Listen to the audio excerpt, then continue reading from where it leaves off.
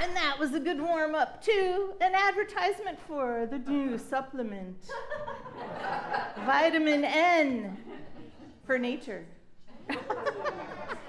And you're all going to get some. You're all going to get some today.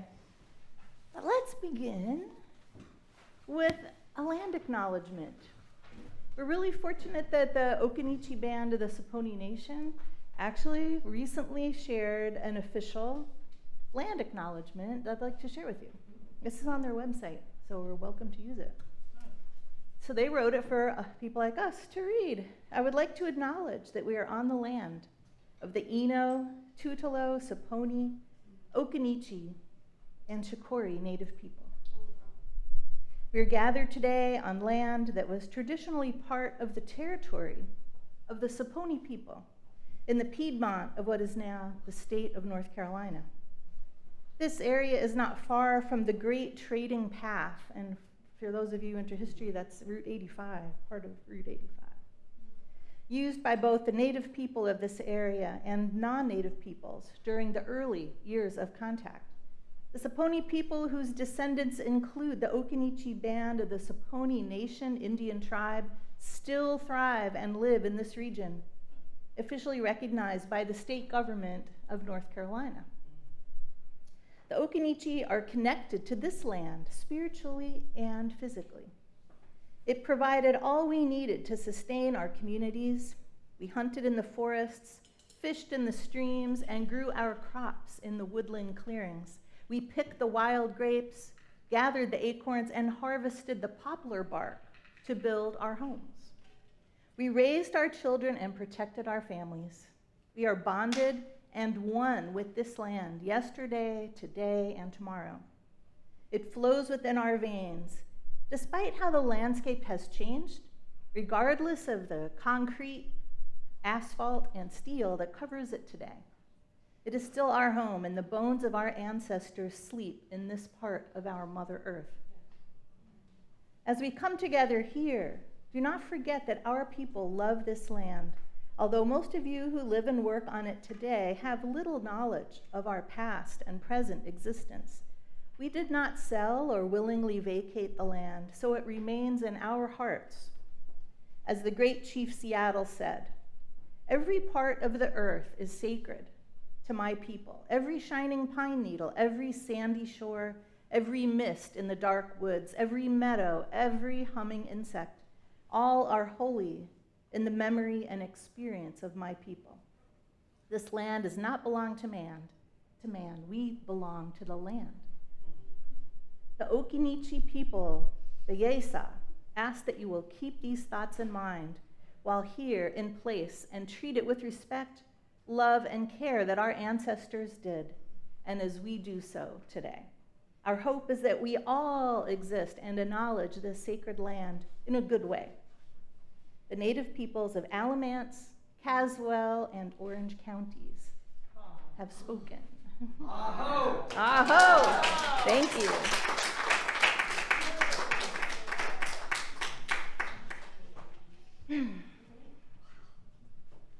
I was really glad to be reminded that one of our values is to value the sacredness of the earth. What a good combination. But we've become very separated, right? The latest statistics, especially since COVID, show that 90% of our American time is spent indoors, usually on some sort of technology that's at least 10 hours a day. And that kind of stuff just sort of creeps up before you know it. Well, when's the last time I was really outside more than just to walk to my car, right?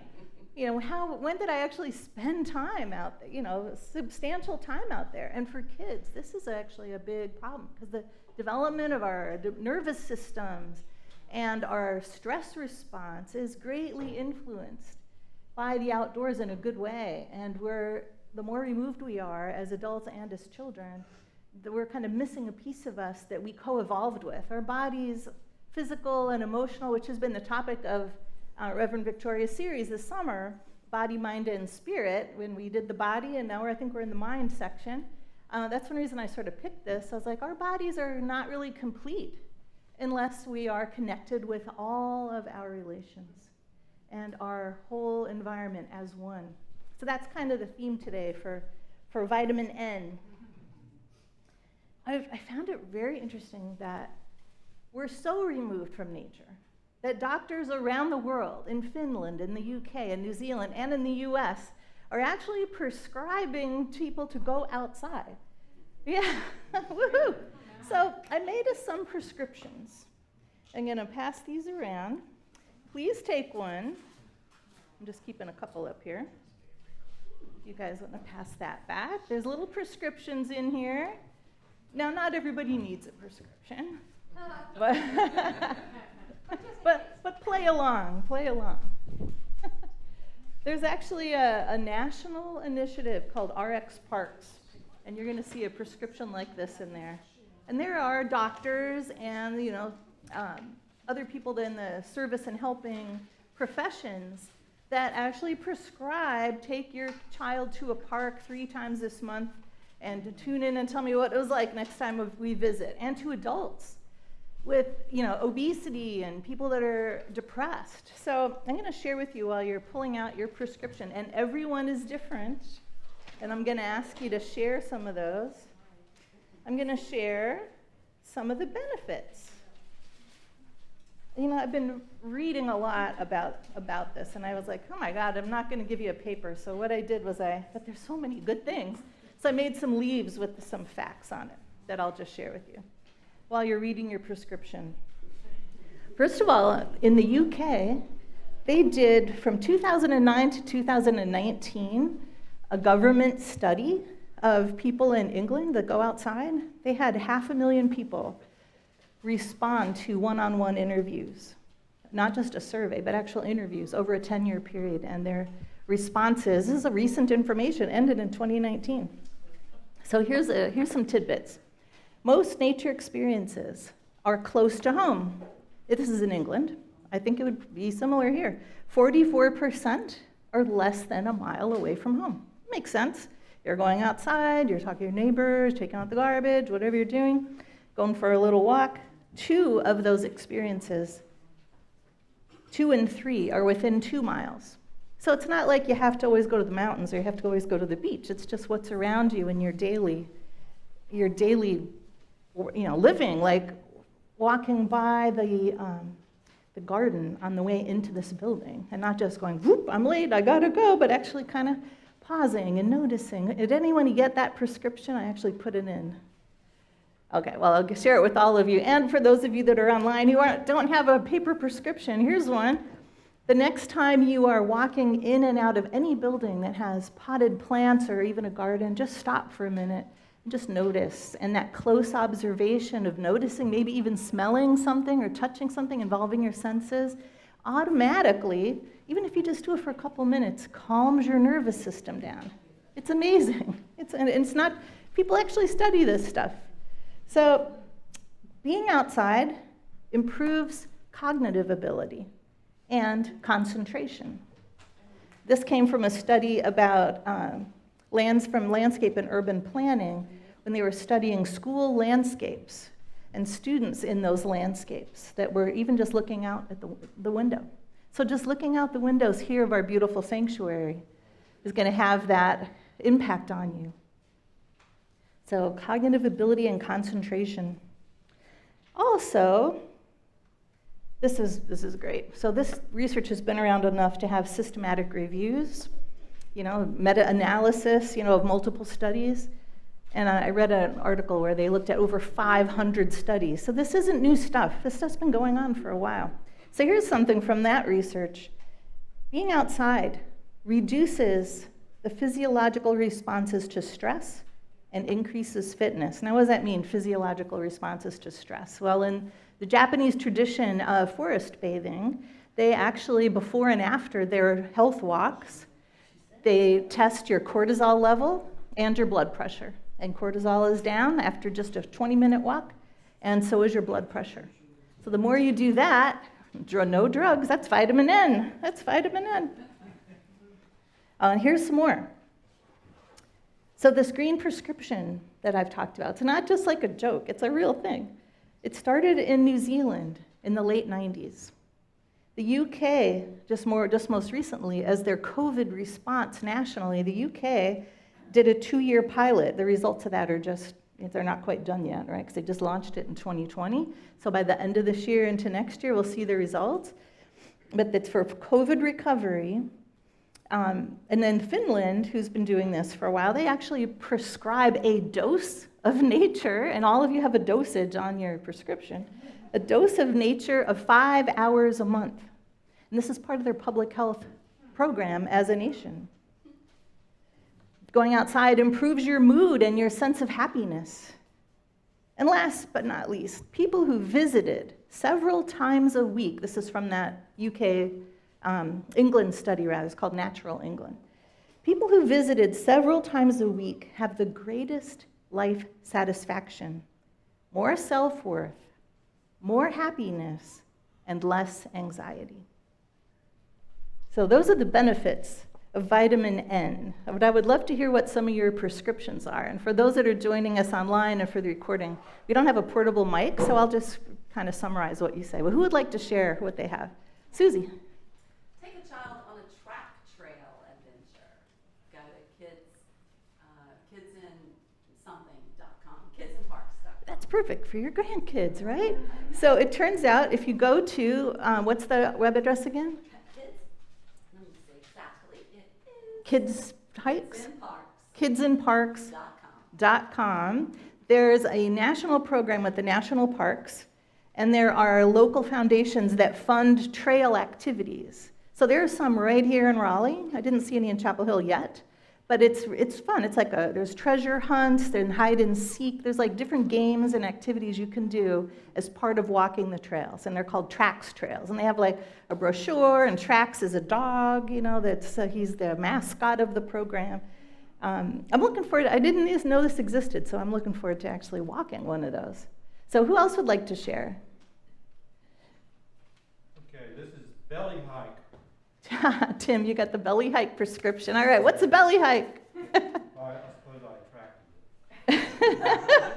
Taken with kids, inch along for 3 to 10 feet using all senses. Okay, so imagine Tim and kids laying on the ground, giving the Pachamama a big belly hug, right? Face down on the ground, and inching along like an inchworm. And imagine everything you would see when your nose is so close to the ground, right? Imagine everything that you're going to smell so close to the ground, everything you're going to feel so close to the ground. So that's a belly hike. And let us know how it goes. I've done the hug, but I haven't done the actual belly hike yet. So who else would like to share? Yeah, go ahead. Sunrise, watch a sunrise.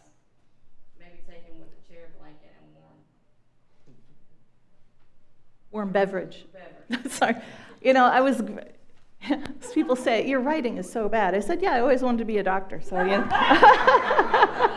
Heather, thanks for deciphering that. So you got the sunrise. I don't get up that early. Well, that's why it's a prescription. Yeah. How many doses does it say? One dose. And how many refills do you get on that? Unlimited refills on the sunrise. Yes, Blanche. Visit a farmer's market. And what was the dosage on that one? Weekly. As needed.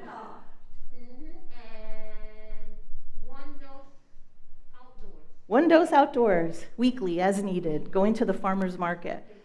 Fresh vegetables, so lots of times when I go to the farmer's market, the bounty, especially this time of year, is beautiful and creates awe and wonder, which are another side effect, another benefit. The feelings of awe and wonder calm your nervous system, actually. So look at that bounty, take in the beauty. The key here isn't just going and getting the job done, walking through the door, or getting the goodies, but to actually calm, stop. The more senses that you can engage when you're outside, the more it's going to calm you down, and it's going to be similar to what we do here when we're meditating and going into the silence. You don't have to be meditating, though. You can just be engaging with all your senses. Let's do one more. Maria? Let's do two more. Okay. Maria, go ahead. Wild snapping. Take photos of the greater than human world with your phone or camera. 20 to 30 minutes, one time outdoors, and as needed. Wild snapping, nature photography, 20 to 30 minutes outdoors as needed, unlimited refills, right? Thank you. Go ahead, Michael. Experience Unity's medicine wheel. Oh, there were a couple local ones I put in there in the prescription bottle. Michael got Experience Unity's medicine wheel. Mm-hmm. Yeah, Tana? Will we get one? Yeah. Oh, yeah. Yes, please. Barefoot walk outside, with the caveat, use caution. Also, we can't figure out a word. It's improved, starts with P, ends with Proprioception. That's a good doctor word, right? Okay. Improve your proprioception, which is your sense of how your body is located in space. By walking barefoot, carefully, right? This is prescribed with caution because you want to make sure you're not stepping on glass or something sharp, right? And what's the dosage of that? unlimited. Unlimited. Okay. When I was at the Mindful Outdoor Leadership Program in Kripalu back in May, there was a young woman who was hiking barefoot. Yeah, I kind of admired that. And then there was another guy, I tried it, but I couldn't hike. My feet were too sensitive, but I was like, wow, that must feel so good, and it did. And there was another man that always wore shorts and wore sandals, like thin sandals, they're not flip-flops, but not super padded or anything. So it kind of had that barefoot, lumpy, rocky, sensation. So, well, enjoy your prescriptions. And these are things that are body and mind. And now I want to share a story. My friend Nancy sent me this, it just arrived yesterday in my mail. And she lives in the Hampton, Virginia area, and this is from Shawnee Land in Virginia. So here's a story. It's 1772 in the northern Shenandoah Valley. Frederick County, that says Virginia, won't be existing for another 21 years. And Virginia won't be, wait, hold on, I read this wrong. Frederick County for another 21 years. Virginia won't be Virginia for another 36 years. And the only people living in the region are Native Americans of the Shawnee tribe, and they won't cross paths with any European settlers for at least another decade. In the foothills of the Great North Mountain, a tiny tree has taken root. The little white oak is barely noticeable. Fast forward 3 centuries. It's 2022, and the little white oak has grown into a massive tree. Its trunk is 6 feet wide, and its canopy measures more than 100 feet across. It towers above the field where it grows and can easily be seen from the parking lot of St. John's Lutheran Church across the street. The tree has become so impressive, so beloved, that area residents gave it a name, Charlie. Charlie the white oak tree. Charlie has witnessed the birth of Frederick County and the Commonwealth of Virginia. He stood tall when George Washington surveyed the Winchester area, when the French and Indian War was fought, when the Civil War threatened to split the nation in half, when families struggled to survive the Great Depression, when local boys shipped out to fight in World War II, Korea, Vietnam, and the Middle East, and when a young man named Troy Pettinger visited the Shawnee Land area during summer excursions. So Michael Pettinger bought the 15 acres on which the tree stood because he wanted to build a house there. And this tree was so beloved that in the past, it was a quarter of a mile from an ironworks built in the mid-1700s. And to fuel the ironworks takes 1,000 trees every year. And this tree was only a quarter mile from the ironworks, left untouched. Also, in the mid-1980s, the power company wanted to put a line through there and said that Charlie had to be cut down. But the owner of the land at that time said, no way, if you do that, I'm going to do the same to you. So he said. And the giant white oak survived, was left untouched, and they went around it. There was a tree in Hampton, Virginia, the Emancipation Oak, that when they're enlarging the tunnel bridges that go from Hampton to the Eastern Shore, I think that's the one, they actually were going to go, they were going to have to get so close, they would have to injure the tree because they wanted to widen the road. People would have nothing to do with that. So it's preserved, and they went a different route. So that is the kind of the power of love. And the reason I'm telling this story is because in Unity, we pay a lot of attention to our words, right? That's the power of mind. Put things in the present tense. And so it is. We don't try to do something. We become aware in our consciousness that it already exists, right? That's the big challenge. That's what those words this morning in the meditation. So here's a thought challenge, the metaphysics of nature for us. What if we saw all things in nature, not just giant oaks, as our kin? This one was named Charlie. But I'm sure you have a favorite tree or a favorite spot. What if it had a name? What if we shifted our perception to see it metaphysically as a being, as kin? You could call it sister, brother, grandmother, Charlie, John. Just think of it as kin as opposed to an object, a resource, something that we get, like a vitamin. Oh, it gives us vitamins, we should go. Oh, it makes us healthy, we should go experience it. That's all good. That's a great start. But maybe put a little metaphysical spin on your experience. And when you're looking at magnificent beauty out the window, if it's a being and it's your kin, you're not just seeing your kin is seeing you. Now that's a switch to take into an outdoor meditation. When you do your prescription, you're outside, maybe put those glasses on and see what you experience. And this scarf I'm wearing today actually came from my sit spot at the Kripala School of Mindful Outdoor Leadership. All of the people who prepped the land for us wrapped these scarves around some of the bigger hemlock trees, because it's a hemlock forest there. And down the hill, I was up on a hill, down the hill was this giant, beautiful tree. I should have given it a name, but it had this beautiful scarf wrapped around it. And at the end of the whole experience, we were invited to commune with our favorite brother and sister trees and the land, and to take home what was tied around them. So this is from my favorite tree from my sit spot. Who got the sit spot prescription? Anybody here? It's still in the jar. Okay, we'll have to pull that out later. All right. So I just want to close with this final thought. One reason for Charlie's longevity was that he had been loved and protected by many people over the past 3 centuries. To Charlie. And so it is. Mm-hmm.